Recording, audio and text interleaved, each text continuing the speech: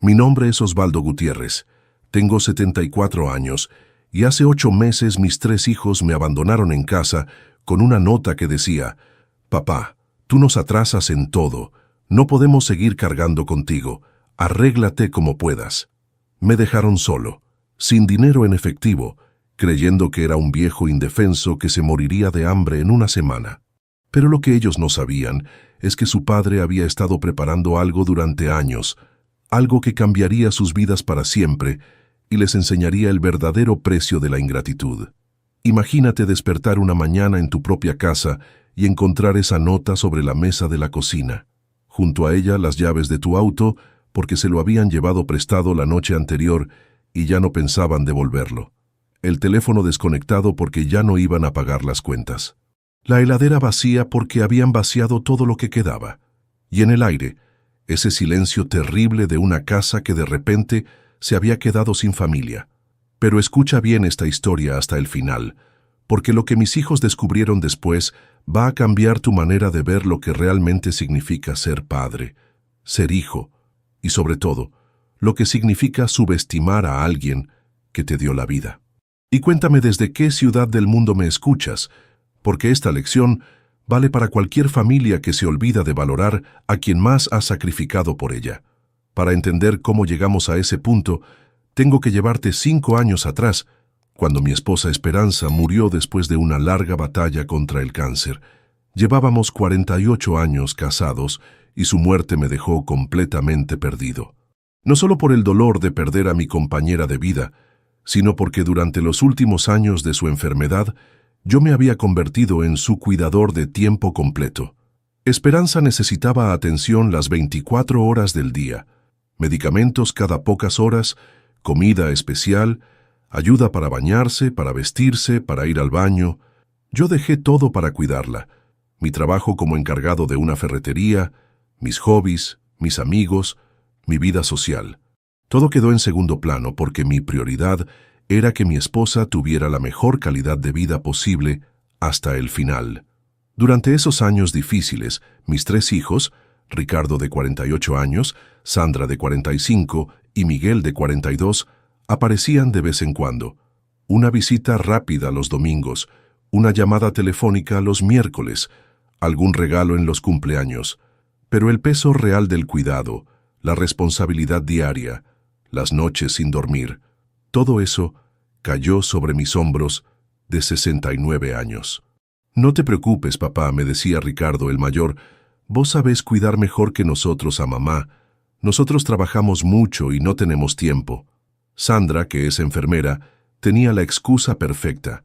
«Papá, yo cuido enfermos todo el día en el hospital. Cuando llego a casa necesito descansar, vos entendés». Y Miguel, el menor, simplemente desaparecía durante semanas y después aparecía con flores y disculpas. Cuando Esperanza murió, yo creí que mis hijos se iban a acercar más, que íbamos a consolarnos mutuamente, que íbamos a honrar juntos la memoria de la mujer que nos había dado todo. Pero lo que pasó fue exactamente lo contrario. Con su madre muerta, ellos pensaron que ya no tenían ninguna obligación familiar que cumplir. Los primeros meses después del funeral fueron de una soledad aplastante. La casa que había estado llena de actividad médica, de enfermeras que venían, de familiares que visitaban a Esperanza, de repente se volvió un mausoleo silencioso. Yo no sabía cómo llenar las horas, cómo darle sentido a las días que se extendían interminables frente a mí. Ricardo venía una vez por semana, siempre apurado, siempre con alguna excusa para irse rápido. «¿Cómo estás, papá? ¿Necesitas algo?» «Ah, perfecto. Entonces me voy que tengo una reunión de trabajo». Sandra aparecía cada 15 días. Miraba la casa con ojo crítico, me hacía comentarios sobre lo que estaba sucio o desordenado y se iba después de una hora. «Papá, tenés que cuidarte más. Mira cómo tenés la cocina. Esperanza no estaría contenta de verte así». Miguel era el más cruel en su indiferencia. Pasaba meses sin aparecer y cuando yo lo llamaba siempre tenía alguna excusa. «Papá, estoy súper ocupado con el negocio nuevo que armé». «Papá, me fui unos días a la costa con los amigos». «Papá, tengo que trabajar este fin de semana». Nunca tenía tiempo para su padre viudo, pero siempre tenía tiempo para todo lo demás. La situación empezó a empeorar cuando comencé a tener algunos problemas de salud.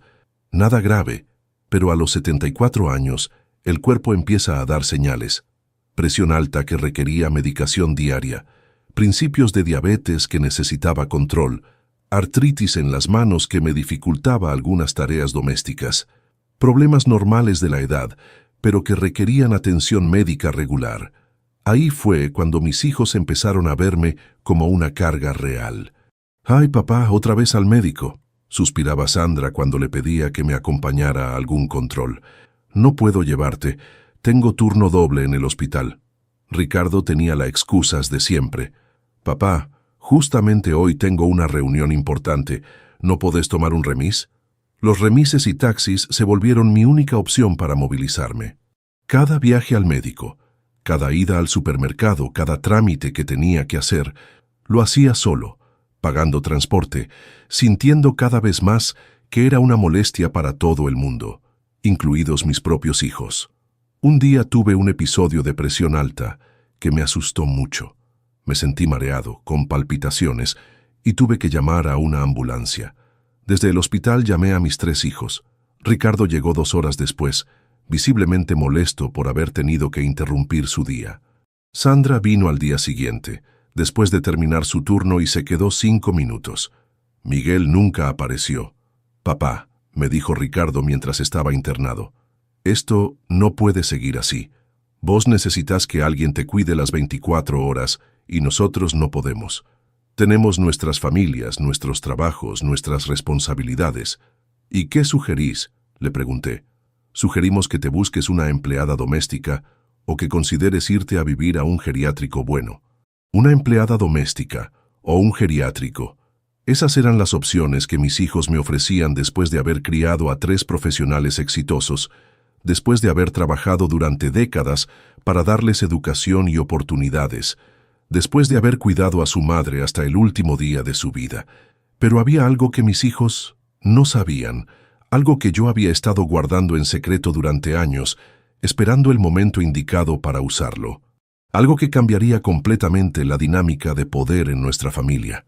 Durante todos los años que trabajé en la ferretería, yo no solo había sido empleado.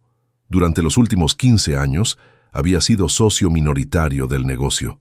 El dueño original, don Ramón, me había ofrecido comprar el 30% de la empresa cuando se quiso retirar parcialmente.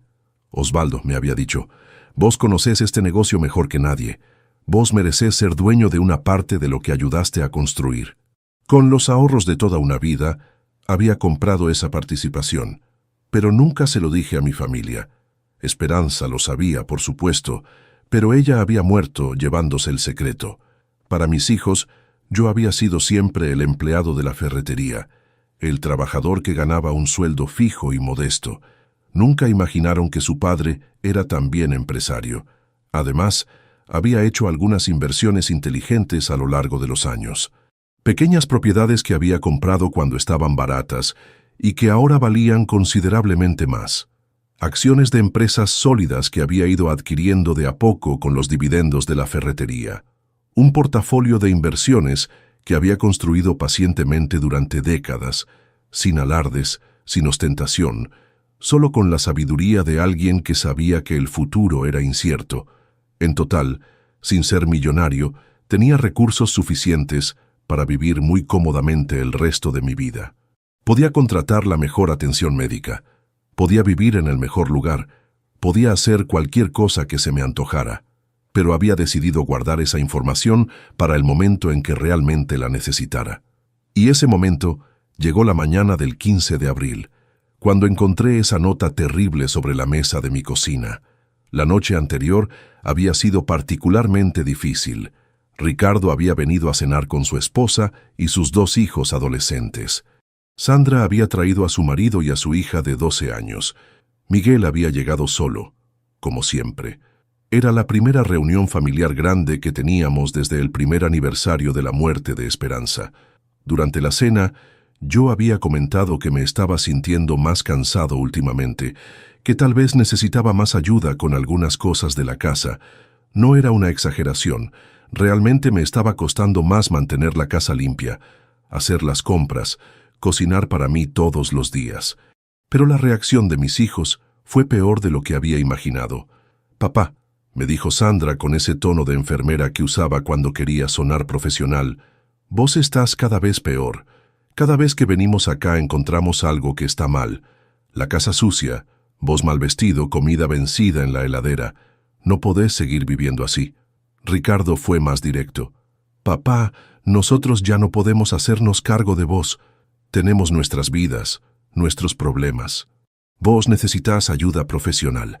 No podés esperar que nosotros seamos tus enfermeros». Miguel, como siempre, se quedó callado, pero asentía con la cabeza a todo lo que decían sus hermanos. «No les estoy pidiendo que sean mis enfermeros», les dije. «Les estoy pidiendo que sean mis hijos. Que de vez en cuando vengan a ver cómo estoy, que me acompañen al médico cuando sea necesario, que me ayuden con las cosas que ya no puedo hacer solo». «Eso es exactamente lo que no podemos hacer», me respondió Sandra. «Nosotros tenemos trabajos de tiempo completo, hijos que criar, problemas económicos. No tenemos tiempo para cuidar a un viejo». Un viejo. Mi propia hija me había llamado un viejo, como si fuera un extraño molesto, no el padre que la había criado, educado y mantenido durante 22 años hasta que se recibió de enfermera. La conversación se puso cada vez más tensa.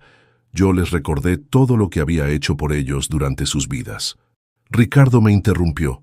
«Papá, eso era tu obligación como padre. Nosotros no te pedimos que nos trajeras al mundo». Sandra agregó. «Además, eso ya pasó. Ahora vos sos viejo y nosotros somos adultos con nuestras propias obligaciones». Miguel finalmente habló, pero fue para decir algo que me partió el corazón. «Papá, la verdad es que vos nos atrasás en todo. Cada vez que tenemos que venir acá, cada vez que tenemos que llevarte al médico, cada vez que tenemos que ocuparnos de tus cosas, perdemos tiempo que necesitamos para nuestras propias vidas. Entendé que ya no sos nuestra prioridad. Yo no sos nuestra prioridad». Esas palabras resonaron en mi cabeza durante el resto de la noche.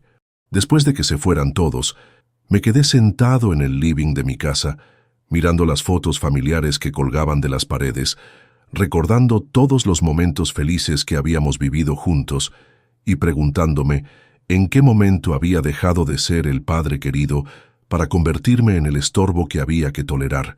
A la mañana siguiente, cuando encontré la nota, todo cobró sentido. Habían tomado la decisión durante la noche, después de irse de mi casa. Habían decidido que era mejor abandonarme antes que seguir cargando conmigo. Habían decidido que Osvaldo Gutiérrez, el padre que los había criado, ya no merecía ni siquiera una conversación de despedida. La nota era cruel en su simplicidad. «Papá, tú nos atrasas en todo. No podemos seguir cargando contigo. Arréglate como puedas. Si realmente nos necesitas para algo de vida o muerte, llámanos. Pero para el día a día, vas a tener que encontrar otra solución». Firmado, Ricardo, Sandra y Miguel. Junto con la nota, habían dejado algo de comida básica, pan, leche, algunos enlatados, como si fuera un refugiado al que estaban dando asistencia humanitaria.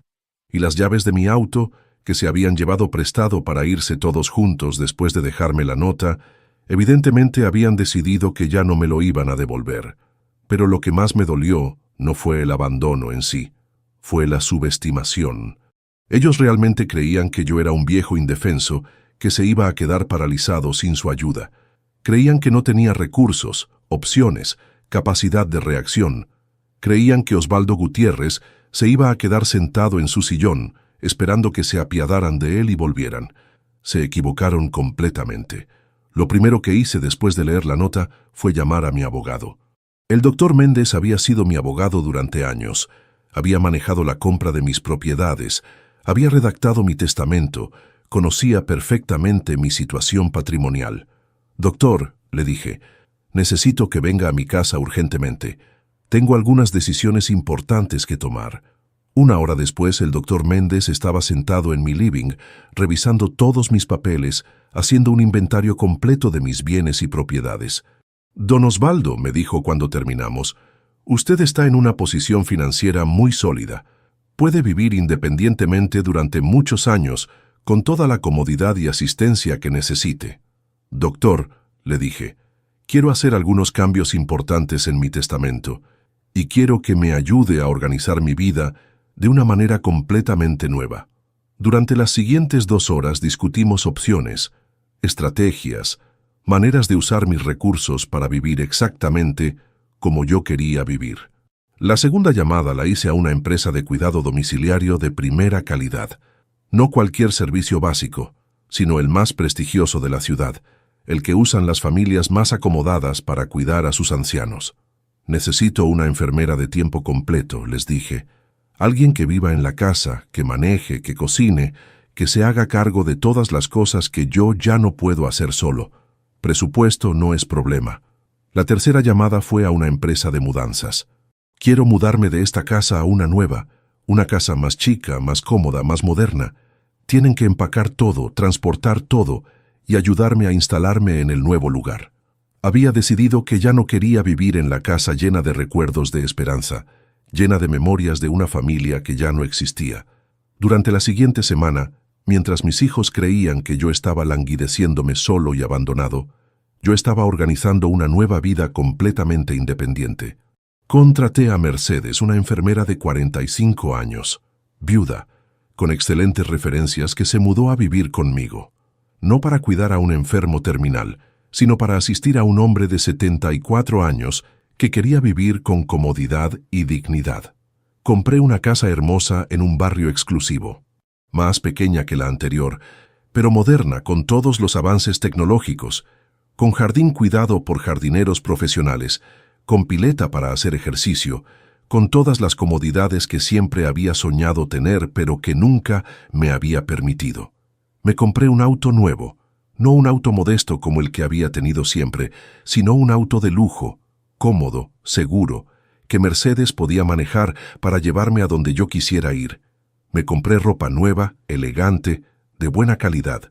Me hice todos los chequeos médicos necesarios con los mejores especialistas de la ciudad. Por primera vez en décadas, estaba viviendo para mí, no para Esperanza, no para mis hijos, no para nadie más que para Osvaldo Gutiérrez. Y la sensación era liberadora. 3 semanas después del abandono, Ricardo me llamó. Su voz sonaba preocupada. «Papá, fuimos a tu casa y está vacía. Los vecinos nos dijeron que te mudaste. ¿A dónde te fuiste? ¿Estás bien?» «Estoy perfectamente», le dije con una calma que me sorprendió a mí mismo. «Me mudé a una casa nueva, en un barrio mejor. Tengo enfermera de tiempo completo, auto nuevo y todo lo que necesito para vivir cómodamente». Hubo un silencio largo del otro lado de la línea. «¿Enfermera de tiempo completo? ¿Auto nuevo? ¿Con qué plata, papá?» «Con mi plata, Ricardo. Con la plata que gané trabajando durante 45 años, con las inversiones que hice, con los ahorros que acumulé. Papá, vos nunca tuviste tanto dinero. ¿De qué estás hablando?» «Ricardo», le dije, «ustedes nunca se molestaron en preguntarme qué tenía, qué había hecho con mi vida, cuáles eran mis recursos. Ustedes asumieron que era un viejo pobre e indefenso. Se equivocaron completamente». Durante los días siguientes, recibí llamadas desesperadas de Sandra y de Miguel, ambos con el mismo tono de sorpresa y preocupación. ¿Cómo era posible que su padre tuviera recursos suficientes para vivir independientemente? ¿Por qué nunca les había dicho que tenía dinero? ¿Por qué había permitido que ellos creyeran que era una carga económica? «Sandra», le expliqué a mi hija, «durante todos estos años, ustedes me trataron como si fuera un estorbo. Nunca se interesaron por saber cómo estaba realmente, qué necesitaba, qué podía ofrecer. Solo veían al viejo que les complicaba los planes. Pero papá», me dijo, «si hubiéramos sabido que tenías recursos, todo habría sido diferente». «¿Diferente cómo, Sandra? ¿Me habrían tratado con más respeto porque tenía plata? ¿Habrían venido a visitarme más seguido porque era útil económicamente? Eso me dice todo lo que necesito saber sobre ustedes». Miguel fue el más directo en sus reproches. «Papá, no es justo que nos hayas engañado haciéndonos creer que eras pobre. Nosotros tomamos decisiones basadas en esa información». «¿Qué decisiones, Miguel? ¿La decisión de abandonarme? ¿La decisión de dejarme una nota cruel diciéndome que me las arregle como pueda? Papá, si hubiéramos sabido...» Si hubieran sabido qué, Miguel, si hubieran sabido que tenía dinero, ¿me habrían tratado como a un ser humano en lugar de tratarme como a una molestia? Eso no es amor filial, eso es interés económico.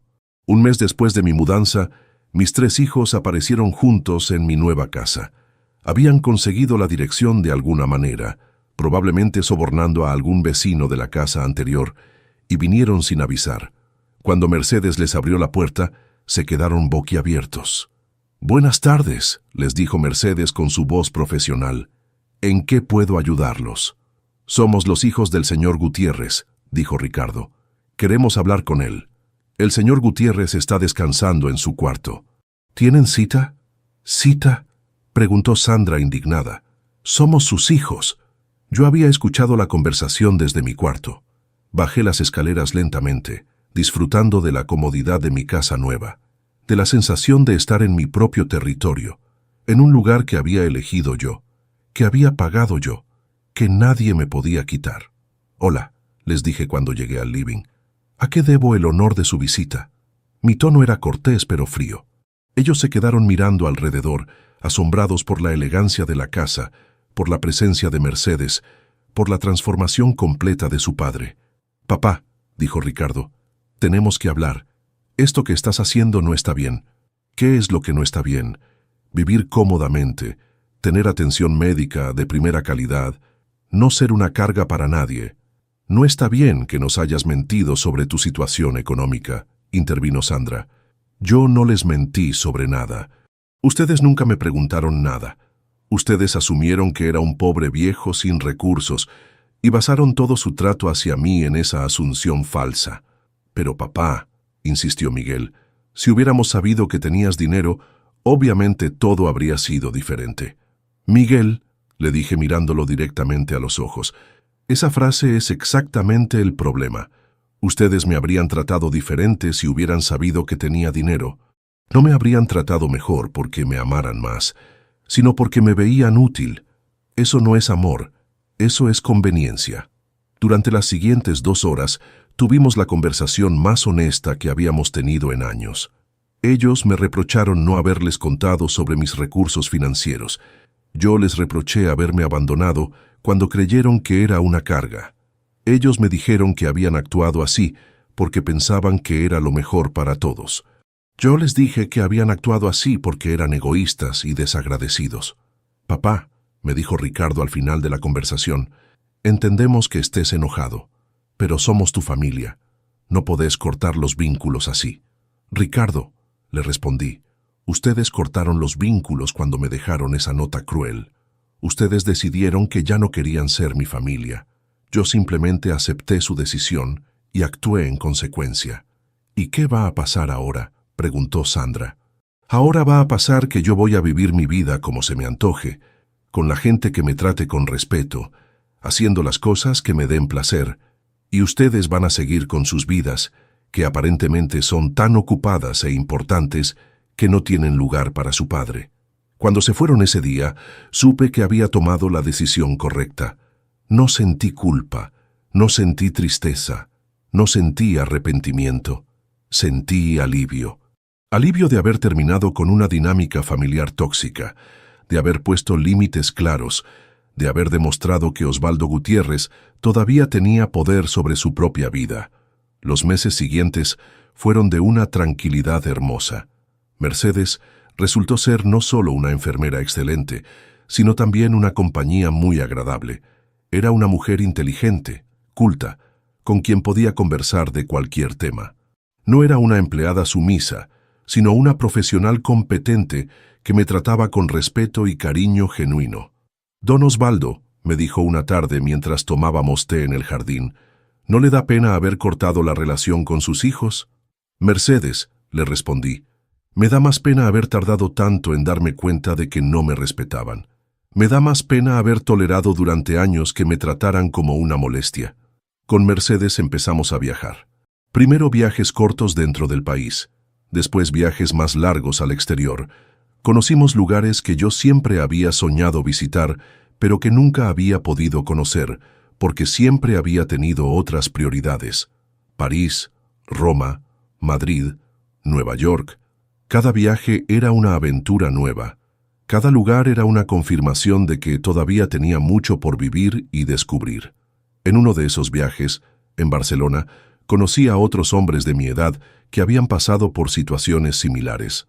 Hombres que habían tenido que poner límites drásticos con familias desagradecidas, que habían tenido que elegir entre su dignidad y la comodidad familiar.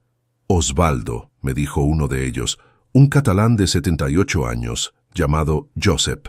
Lo más difícil no es tomar la decisión de alejarse de los hijos ingratos. Lo más difícil es no sentirse culpable después. ¿Y cómo hiciste para no sentirte culpable?, le pregunté. Recordándome todos los días que yo les di todo lo que pude durante sus vidas y que ellos eligieron no valorarlo. La ingratitud es una elección, Osvaldo, y cuando alguien elige ser ingrato, uno tiene derecho a elegir alejarse. 6 meses después de mi mudanza, recibí una llamada inesperada. Era la esposa de Ricardo, mi nuera Patricia. Osvaldo, me dijo con voz quebrada, necesito hablar con vos urgentemente. Es sobre Ricardo. Mi primer instinto fue preocuparme. Por más enojado que estuviera con mis hijos, todavía los amaba. ¿Qué pasó, Patricia? Ricardo está teniendo problemas muy graves en el trabajo. Lo van a despedir de la empresa donde trabaja hace 15 años. Aparentemente, hubo un problema con las cuentas, y aunque él dice que no hizo nada malo, lo responsabilizan por las pérdidas. Mi corazón se encogió. A pesar de todo, Ricardo era mi hijo mayor, el que había tenido más responsabilidades familiares. ¿Y qué puedo hacer yo?, le pregunté. Osvaldo, nosotros sabemos que vos tenés contactos en el mundo de los negocios. Sabemos que conocés gente importante por tu trabajo en la ferretería. ¿No podrías ayudarlo a conseguir otro trabajo? Era cierto que durante mis años como socio de la ferretería había conocido muchos empresarios, muchas personas influyentes en la comunidad comercial. Patricia, le dije después de pensar un momento, ¿Ricardo sabe que me estás llamando? No, admitió. Él está demasiado orgulloso para pedirte ayuda después de lo que pasó. ¿Y vos qué opinás de lo que pasó? Opino que ustedes se portaron mal los dos, pero también opino que sos su padre y que los padres ayudan a los hijos aunque los hijos se hayan equivocado. Esa conversación me hizo reflexionar mucho. ¿Tenía yo la obligación moral de ayudar al hijo que me había abandonado? ¿O tenía derecho a mantener mi posición y dejar que enfrentara solo las consecuencias de sus propias decisiones? Al final, decidí ayudarlo, pero en mis términos. Llamé a Ricardo directamente. Hijo, le dije, Patricia me contó sobre tus problemas laborales. Yo tengo contactos que te pueden ayudar, pero antes tenemos que hablar. ¿Hablar de qué, papá? Hablar de lo que pasó entre nosotros. Hablar de por qué me abandonaste. Hablar de si realmente entendés lo que hiciste mal. Nos encontramos en un café del centro, en territorio neutral. Ricardo se veía mayor, más cansado, con esa cara de preocupación que tienen los hombres cuando sus vidas se están desmoronando. Papá, me dijo apenas nos sentamos, quiero pedirte perdón por la nota que te dejamos. Fue cruel e injusta. ¿Por qué fue cruel e injusta, Ricardo?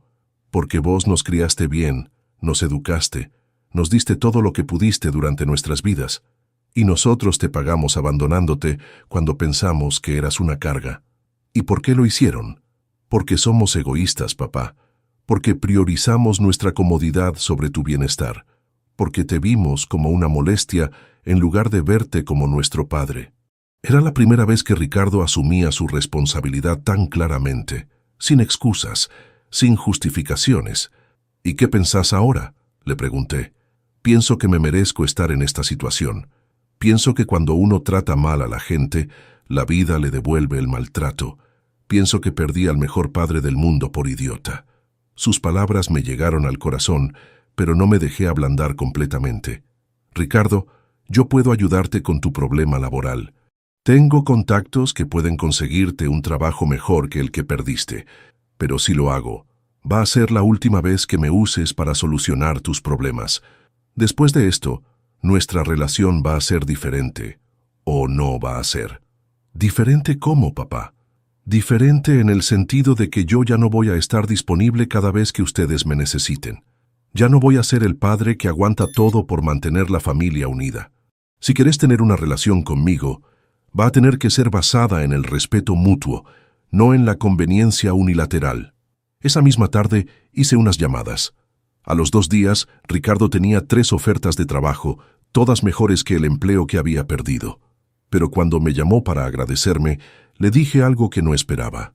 Ricardo, esta es mi despedida como el padre proveedor. A partir de ahora, si querés verme, si querés hablar conmigo, va a ser porque valorás mi compañía, no porque necesitas mi ayuda. Sandra también tuvo su crisis. 2 meses después de Ricardo, me llamó llorando. Su hija de 12 años había tenido un accidente en el colegio. Nada grave, pero que requería cirugía, y su obra social no cubría el cirujano que ella quería. «Papá», me suplicó, «vos conocés médicos, conocés gente. ¿No podés ayudarme a conseguir el mejor cirujano para Sofía?» Era mi nieta, la hija de Sandra, una nena preciosa que había sido una de las pocas alegrías de mis últimos años. Por supuesto que iba a ayudar, pero también era una oportunidad para que Sandra aprendiera la misma lección que había aprendido Ricardo. Conseguí el mejor cirujano pediátrico de la ciudad, pagué todos los gastos de la operación, me aseguré de que Sofía tuviera la mejor atención posible. Pero cuando Sandra me quiso agradecer, le dije lo mismo que le había dicho a Ricardo. «Esta es la última vez que me usás para resolver tus problemas. Si querés ser mi hija, vas a tener que empezar a tratarme como tu padre, no como tu proveedor de emergencias». Miguel fue el último en caer. Su crisis fue la más dramática. Su esposa lo había dejado y se había llevado a los 2 hijos. Aparentemente había descubierto que Miguel tenía deudas de juego muy importantes, había empeñado joyas de ella, había usado tarjetas de crédito sin su conocimiento. Estaba en bancarrota emocional y financiera. «Papá», me dijo cuando vino a verme después de 6 meses de no tener contacto, «lo perdí todo. Mi familia, mi casa, mi dignidad. Soy el peor hijo del mundo y te necesito». Ver a Miguel así, completamente quebrado, me partió el alma. Era mi hijo menor, el que siempre había sido más vulnerable, más necesitado de protección. ¿Qué necesitas exactamente, Miguel? Necesito que me perdones, papá. Necesito que me ayudes a reconstruir mi vida. Necesito que seas mi padre otra vez. Miguel, le dije, yo nunca dejé de ser tu padre. Ustedes decidieron que no querían que fuera su padre. Decidieron que era una carga, un estorbo, alguien que los atrasaba en todo. Papá, estaba equivocado, completamente equivocado. No valoré nada de lo que hiciste por nosotros. No entendí lo afortunados que éramos de tener un padre como vos. No me di cuenta de lo que estaba perdiendo hasta que lo perdí. Sus lágrimas eran genuinas, su arrepentimiento parecía sincero. Le ayudé a Miguel también, pero de una manera diferente. En lugar de resolverle los problemas, lo ayudé a enfrentarlos. Le pagué un tratamiento para su adicción al juego. Le conseguí un trabajo modesto pero estable. Le alquilé un departamento pequeño pero digno. No le di dinero en efectivo, sino oportunidades para reconstruirse. Papá, me dijo después de 3 meses de tratamiento, ahora entiendo por qué nos abandonaste. No nos abandonaste por crueldad, nos abandonaste por supervivencia. Te habíamos convertido en nuestro proveedor de servicios, no en nuestro padre. ¿Y ahora qué querés ser vos para mí, Miguel? Quiero ser tu hijo, no tu cliente, no tu proyecto de caridad. Tu hijo. 1 año después del abandono, mis 3 hijos habían aprendido lecciones muy valiosas sobre el respeto, la gratitud y las consecuencias de sus acciones. Pero yo también había aprendido algo importante, que a veces es necesario perder una familia para ganar una familia mejor. La familia que reconstruimos no se parecía en nada a la familia anterior. Ya no era el patriarca que solucionaba todos los problemas. Ya no era el abuelo que siempre estaba disponible. Ya no era el padre que aguantaba todo por amor. Era Osvaldo Gutiérrez, un hombre de 75 años que había aprendido a valorarse a sí mismo y que exigía ser valorado por otros. Mis hijos ya no me visitaban porque se sentían obligados o porque necesitaban algo. Me visitaban porque querían estar conmigo, porque disfrutaban de mi compañía, porque habían aprendido a ver a su padre como una persona interesante y valiosa, no como un objeto de lástima. Las visitas eran diferentes también. Ya no llegaban apurados, siempre con alguna excusa para irse rápido.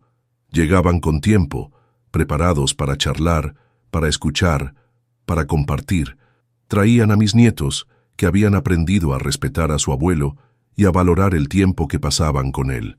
«Abuelo», me dijo Sofía, la hija de Sandra, en una de esas visitas, «mamá nos contó que ustedes tuvieron una pelea muy grande y que vos te fuiste de casa». «Sí, mi amor, tuvimos una pelea». «¿Y ya se amigaron?» «Nos amigamos, pero de una manera nueva. Ahora tu mamá me respeta más y yo la quiero más». «¿Por qué te respeta más ahora?» «Porque aprendió que los abuelos no somos juguetes que se pueden tirar cuando no se necesitan más. Somos personas con sentimientos, con dignidad, con derecho a ser tratados bien». La nena asintió como si hubiera entendido perfectamente. Mercedes siguió siendo parte de mi vida, pero nuestra relación también evolucionó. De ser mi enfermera, se había convertido en mi compañera de aventuras, mi confidente, mi amiga más cercana.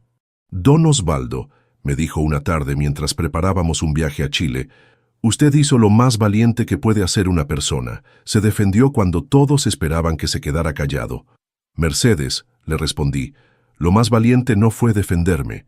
Lo más valiente fue perdonar después de defenderme. Perdonar sin olvidar, amar sin permitir el maltrato, reconstruir sin volver al pasado». ¿Y cree que sus hijos aprendieron realmente la lección?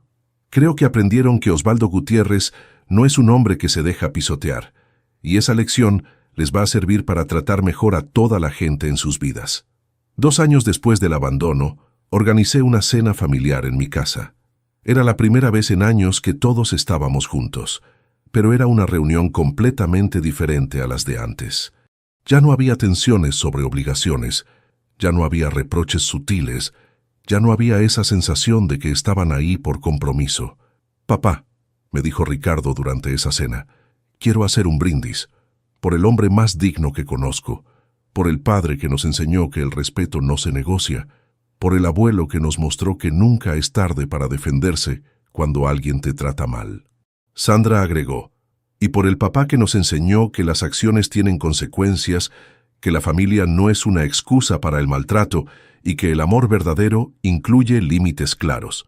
Miguel concluyó, «por el padre que nos dio la lección más cara pero más valiosa de nuestras vidas, que la ingratitud se paga muy caro». Todos brindaron conmigo, pero yo sabía que el brindis más importante era el que me hacía a mí mismo, por haber tenido el coraje de abandonar una familia tóxica para construir una familia sana, por haber elegido la dignidad sobre la comodidad, por haber demostrado que nunca es demasiado tarde para cambiar las reglas del juego. Ahora, a los 76 años, vivo exactamente como quiero vivir. Tengo una casa hermosa que es verdaderamente mía. Tengo recursos suficientes para cualquier cosa que se me ocurra. Tengo una compañera que me elige libremente todos los días. Tengo una familia que me respeta y me valora. ¿Fue doloroso tomar las decisiones que tomé? Sí, fue lo más doloroso que hice en mi vida. Fue necesario. Absolutamente. Porque a veces en la vida hay que estar dispuesto a perder todo para ganar lo más importante, el respeto propio y el respeto de los demás. Mis hijos me habían escrito, «Tú nos atrasas en todo», creyendo que era un viejo lento e inútil que complicaba sus vidas eficientes. Lo que descubrieron es que Osvaldo Gutiérrez no solo no los atrasaba, sino que había estado adelantándolos durante décadas sin que ellos se dieran cuenta. Había estado adelantándolos económicamente, pagando por su educación y sus oportunidades. Había estado adelantándolos emocionalmente, dándoles estabilidad y amor incondicional. Había estado adelantándolos socialmente, conectándolos con redes profesionales y personales. Y cuando ellos decidieron que ya no lo necesitaban, descubrieron que habían perdido mucho más de lo que habían ganado. A los que me escuchan desde cualquier parte del mundo, a los que tal vez están viviendo situaciones similares con sus propias familias, les quiero decir algo muy importante.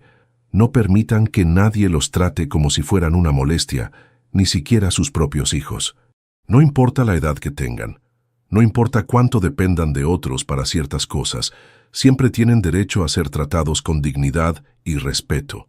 Y si sus familias los ven como una carga, Si sienten que los toleran por obligación, si reciben mensajes crueles como el que recibí yo, sepan que tienen opciones. Tal vez no las mismas opciones que tuve yo, pero siempre hay opciones. Siempre hay maneras de defenderse, de poner límites, de demostrar que todavía tienen valor y poder sobre sus propias vidas. La familia no es una excusa para el maltrato. El amor no justifica la falta de respeto. La gratitud no es opcional cuando alguien ha sacrificado toda su vida por otros. Y cuando esas reglas básicas no se cumplen, uno tiene derecho, no, tiene la obligación de defenderse. ¿Es fácil? No. Da miedo. Mucho. ¿Vale la pena? Sin ninguna duda. Porque al final del día, cuando apoyen la cabeza en la almohada, van a poder dormir tranquilos sabiendo que fueron fieles a ustedes mismos, que no traicionaron su dignidad por mantener una paz falsa, que eligieron ser respetados antes que ser tolerados. Y quién sabe, tal vez como me pasó a mí, descubran que perder una familia tóxica es el primer paso para ganar una familia sana, que alejarse de quienes no los valoran es la mejor manera de atraer a quienes sí lo harán. Que defenderse no es un acto de egoísmo, sino un acto de amor propio que beneficia a todos. Porque cuando uno se respeta a sí mismo, enseña a otros a respetarlo. Cuando uno pone límites claros, obliga a otros a tratarlo mejor. Y cuando uno demuestra que tiene opciones, que tiene poder, que no depende de la caridad ajena para existir, cambia completamente la dinámica de todas sus relaciones. Osvaldo Gutiérrez aprendió eso a los 74 años. Espero que ustedes lo aprendan mucho antes. Porque la vida es demasiado corta para pasarla pidiendo permiso para existir, demasiado valiosa para desperdiciarla con gente que no los valora, demasiado hermosa para vivirla sin dignidad. Pero la historia no termina ahí. Hace 6 meses recibí una llamada que no esperaba. Era de un periodista de la revista más importante de la ciudad. «Señor Gutiérrez», me dijo, «tengo entendido que usted fue uno de los fundadores de la cooperativa de jubilados que está revolucionando la atención geriátrica en el país. ¿Podríamos hacerle una entrevista?» Al principio no entendí de qué me hablaba, pero después recordé. 3 meses antes, inspirado por mi propia experiencia, había decidido usar parte de mi dinero para crear algo que pudiera ayudar a otros ancianos en situaciones similares a la mía. Junto con Mercedes y otros profesionales de la salud, habíamos fundado una cooperativa que ofrecía servicios integrales de cuidado domiciliario a precio accesible. La idea era simple pero revolucionaria. En lugar de que cada familia tuviera que contratar servicios caros individualmente, formábamos una cooperativa donde los costos se compartían, los recursos se optimizaban y la calidad se mantenía alta. Era un modelo que permitía a jubilados de clase media acceder a cuidados que normalmente solo podían pagar los ricos. «Señor Gutiérrez», me dijo el periodista cuando vino a entrevistarme, «su cooperativa ya tiene más de 500 socios y lista de espera de 200 personas más. ¿Cómo se le ocurrió esta idea?» Le conté sobre mi experiencia, sobre el abandono de mis hijos, sobre cómo había descubierto que tenía opciones que no sabía que tenía. La mayoría de los ancianos, le expliqué, terminan dependiendo de familias que no siempre los tratan bien porque creen que no tienen alternativas. Pero cuando les das alternativas dignas, cuando les demuestras que pueden vivir independientemente con ayuda profesional, todo cambia. ¿Y cómo reaccionaron sus hijos cuando se enteraron de que había fundado una empresa? Era una pregunta interesante. Mis hijos se habían enterado de mi proyecto por la nota que salió en el diario. Ricardo me había llamado sorprendido. «Papá, no sabía que eras un empresario social». Sandra había comentado, «Papá, siempre supiste más de negocios de lo que nosotros imaginábamos». Miguel había sido más directo. «Papá, ¿por qué nunca nos dijiste que tenías capacidad para armar empresas?» «Porque ustedes nunca me vieron como algo más que su padre problemático», les había respondido. Nunca se interesaron por saber qué más podía hacer, qué más podía ofrecer al mundo. Solo me veían como el viejo que los complicaba. La entrevista se publicó con el título «El empresario de 76 años, que revolucionó el cuidado geriátrico después de que sus hijos lo abandonaran». Fue un éxito inmediato. Recibí llamadas de todo el país, invitaciones para dar conferencias, propuestas para expandir el modelo a otras ciudades. Una de las llamadas más emotivas que recibí fue de una señora de 82 años llamada Marta, de Córdoba. Don Osvaldo, me dijo llorando, leí su historia en el diario y es igual a la mía. Mis hijos también me abandonaron, también me dejaron sola, también pensaron que no tenía opciones. ¿Usted cree que es muy tarde para mí? Señora Marta, le respondí, nunca es muy tarde para defenderse. Nunca es muy tarde para demostrar que todavía tiene valor. Si usted quiere, podemos hablar sobre maneras de mejorar su situación. Esa conversación me inspiró a escribir un libro.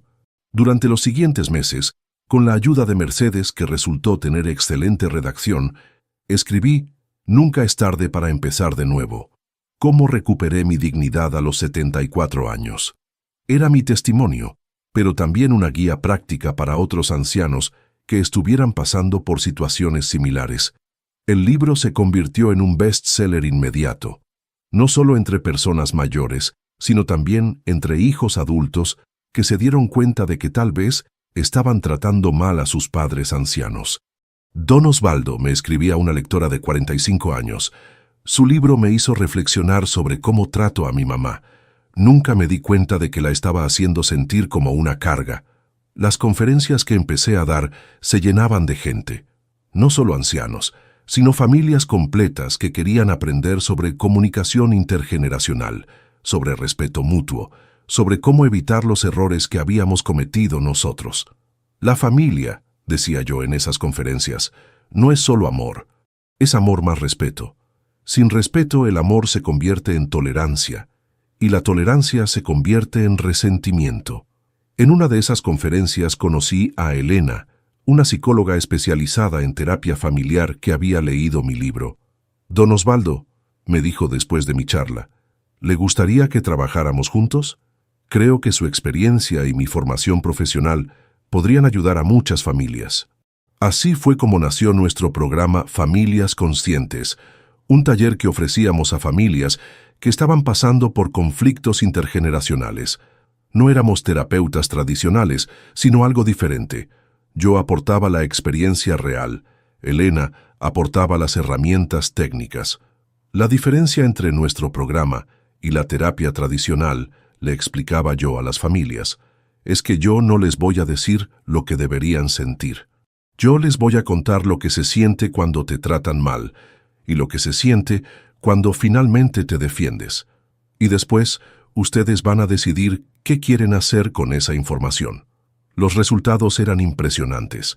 Familias que llegaban completamente quebradas, donde los padres ancianos se sentían como cargas y los hijos adultos se sentían abrumados por responsabilidades. Salían con herramientas concretas para comunicarse mejor, para distribuir responsabilidades de manera justa, para amarse sin lastimarse. Una de las familias que más me marcó era la de doña Carmen, una viuda de 79 años, y sus 4 hijas. La situación era muy similar a la mía. Las hijas habían decidido que su madre era demasiado problemática para cuidar y la habían prácticamente abandonado en un geriátrico público. Don Osvaldo, me dijo doña Carmen en la primera sesión, yo no tengo los recursos que tenía usted. No puedo comprarme una casa nueva, no puedo contratar enfermera privada. ¿Qué opciones tengo yo? Era una pregunta válida. No todos los ancianos abandonados tenían los recursos económicos que había tenido yo. Doña Carmen, le respondí, usted tiene el recurso más importante, la dignidad. Y la dignidad no se compra, se exige. No importa cuánto dinero tenga, usted tiene derecho a ser tratada con respeto por sus hijas. Durante las siguientes semanas trabajamos con toda la familia. Las hijas de doña Carmen, al principio, tenían la misma actitud que habían tenido mis hijos. Es que mamá es muy difícil. No sabemos qué hacer con ella. Nosotras también tenemos nuestras vidas. Pero de a poco fueron entendiendo que su madre no era un problema a resolver, sino una persona a respetar. Al final del proceso, doña Carmen no salió del geriátrico para mudarse a una casa lujosa como había hecho yo, pero sí salió para mudarse a un departamento pequeño, pero digno que alquilaron entre las 4 hijas, con una cuidadora que venía a mediodía y con un sistema de visitas rotativas donde cada hija se hacía responsable de pasar tiempo de calidad con su madre. «Don Osvaldo», me dijo doña Carmen 6 meses después, «no tengo la casa que tiene usted, pero tengo algo que no tenía antes. Mis hijas me respetan. Cuando vienen a verme, no vienen por obligación, vienen porque quieren estar conmigo». Era exactamente el mismo resultado que había logrado yo, pero adaptado a sus circunstancias. Mi trabajo con Elena se expandió rápidamente. Empezamos a entrenar a otros profesionales en nuestro método. Creamos materiales educativos. Desarrollamos protocolos para diferentes situaciones familiares. «Don Osvaldo», me dijo Elena después de 2 años trabajando juntos, «usted se ha convertido en el referente nacional sobre derechos de las personas mayores. ¿Se da cuenta de eso?». No me había dado cuenta, pero tenía razón. Recibía consultas de todo el país, me invitaban a programas de televisión, participaba en congresos médicos. A los 78 años me había convertido en algo que nunca imaginé, un activista de los derechos de los ancianos. La ironía, le comentaba a Mercedes una noche mientras preparábamos una presentación para el Congreso Nacional, es que mis hijos me abandonaron porque pensaron que era un estorbo inútil, pero ese abandono me llevó a descubrir que podía ser útil para miles de personas que estaban pasando por lo mismo. «Don Osvaldo», me respondió Mercedes, «eso no es ironía, eso es justicia poética. Usted convirtió el dolor más grande de su vida en el propósito más grande de su vida». Tenía razón. El abandono de mis hijos había sido la semilla de todo lo que vino después. El año pasado tuve el honor de ser invitado a dar una conferencia en el Congreso Nacional sobre un proyecto de ley para proteger los derechos de las personas mayores. Estar parado en ese estrado, hablando ante legisladores de todo el país, contando mi historia para que sirviera de base para nuevas leyes, fue uno de los momentos más emocionantes de mi vida.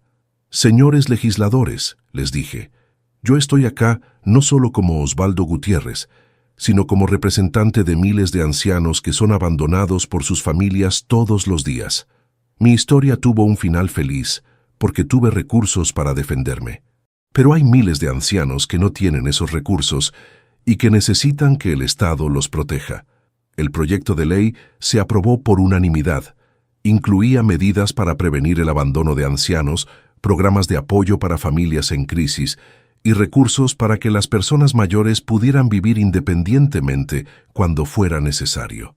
«Don Osvaldo», me dijo el senador que presentó el proyecto, «esta ley va a cambiar la vida de miles de personas». Y todo empezó con su historia. Mis propios hijos estuvieron presentes en esa sesión del Congreso. Los había invitado no para humillarlos, sino para que vieran lo que su padre había logrado después de que lo abandonaran. Ricardo me abrazó después de mi discurso. «Papá, estoy orgulloso de ser tu hijo, no por tus logros, sino por tu coraje». Sandra fue más emotiva. «Papá, verte ahí arriba defendiendo a otros ancianos me hizo entender que nosotros no solo te lastimamos a vos cuando te abandonamos, privamos al mundo de todo lo que vos podías dar». Miguel, como siempre, fue el más directo. «Papá, si no te hubiéramos abandonado, probablemente nunca habrías descubierto todo lo que eras capaz de hacer. En cierto modo, nuestro error se convirtió en el regalo del mundo. Ahora, a los 79 años, tengo una vida que nunca habría imaginado posible. Tengo una casa hermosa, recursos económicos abundantes, una compañera extraordinaria, una familia que me respeta y, lo más importante, un propósito que da sentido a cada día de mi vida. La cooperativa que fundé ahora funciona en 12 ciudades del país y ha ayudado a más de 3.000 ancianos a vivir independientemente.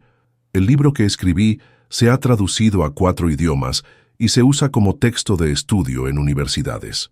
Los talleres que coordino con Elena han ayudado a más de 500 familias a reconstruir sus relaciones. «Don Osvaldo», me preguntó un periodista la semana pasada, ¿se arrepiente de haber tomado decisiones tan drásticas con su familia? «Me arrepiento», le respondí, «de no haberlas tomado antes. Me arrepiento de haber tolerado durante años que me trataran mal. Me arrepiento de haber creído que aguantar todo era ser un buen padre». ¿Y qué les diría a otros ancianos que están pasando por situaciones similares? Les diría que nunca es tarde para defenderse, les diría que siempre tienen más opciones de las que creen, Les diría que la edad no es una excusa para aceptar el maltrato, y les diría que a veces hay que estar dispuesto a perder una familia tóxica para ganar una vida digna. Mercedes y yo estamos planeando nuestro próximo proyecto, una fundación internacional que ayude a replicar nuestro modelo en otros países de América Latina. Don Osvaldo, me dice Mercedes mientras revisamos los planes, ¿se da cuenta de que usted se convirtió en la voz de millones de ancianos que no sabían que tenían voz? Mercedes, le respondo, yo no me convertí en nada, yo simplemente descubrí lo que siempre había estado ahí. El problema es que mi familia me había convencido de que no valía nada, y yo me lo había creído. Cuando dejé de creerme esa mentira, pude ver quién era realmente. La próxima semana voy a dar una conferencia en México, invitado por el gobierno de ese país, para ayudarlos a diseñar políticas públicas para ancianos. Es increíble pensar que el mismo hombre que hace 3 años recibía mensajes crueles de sus hijos, ahora es consultor de gobiernos internacionales. Papá, me dijo Ricardo la semana pasada mientras cenábamos en mi casa, hay algo que siempre quise preguntarte. ¿Alguna vez pensaste en vengarte de nosotros? ¿Alguna vez quisiste lastimarnos como nosotros te lastimamos? Era una pregunta profunda. Ricardo, le respondí, la mejor venganza no es lastimar a quien te lastimó. La mejor venganza es demostrar que eras mejor de lo que ellos pensaban. La mejor venganza es convertir el dolor en propósito, el rechazo en crecimiento, la humillación en sabiduría. ¿Y perdonaste realmente? Perdoné, pero no olvidé. Y esa diferencia cambió todo. Cuéntenmelo desde donde me escuchen. ¿También tienen familias que los subestiman? ¿También sienten que no los valoran por lo que realmente son? ¿También viven tratando de probar su valor a gente que ya decidió que no lo tienen? Si la respuesta es sí, recuerden mi historia. Recuerden que Osvaldo Gutiérrez a los 74 años era considerado un estorbo por sus propios hijos, pero a los 79 años es un empresario exitoso, un escritor reconocido, un conferencista internacional, un activista respetado. La diferencia no fue que cambió de persona. La diferencia fue que dejó de permitir que otros definieran quién era. La edad no es una limitación para defenderse. La edad no es una excusa para aceptar el maltrato. La edad no es una razón para renunciar a la dignidad. Al contrario, la edad debería ser una ventaja. Después de décadas de experiencia, uno debería saber mejor que nadie qué merece y qué no está dispuesto a tolerar. Al final de cuentas, lo que importa no es cuántos años tenemos, sino qué hacemos con los años que tenemos. No es cuánta gente nos rodea, sino cuánta de esa gente nos respeta de verdad. No es cuánto aguantamos, sino cuánto nos valoramos a nosotros mismos. Y eso es una lección que aprendí tarde, pero que espero que ustedes aprendan temprano, porque la vida es demasiado preciosa para desperdiciarla con gente que no nos valora, demasiado corta para pasarla pidiendo permiso para existir, demasiado hermosa para vivirla sin la dignidad que todos merecemos.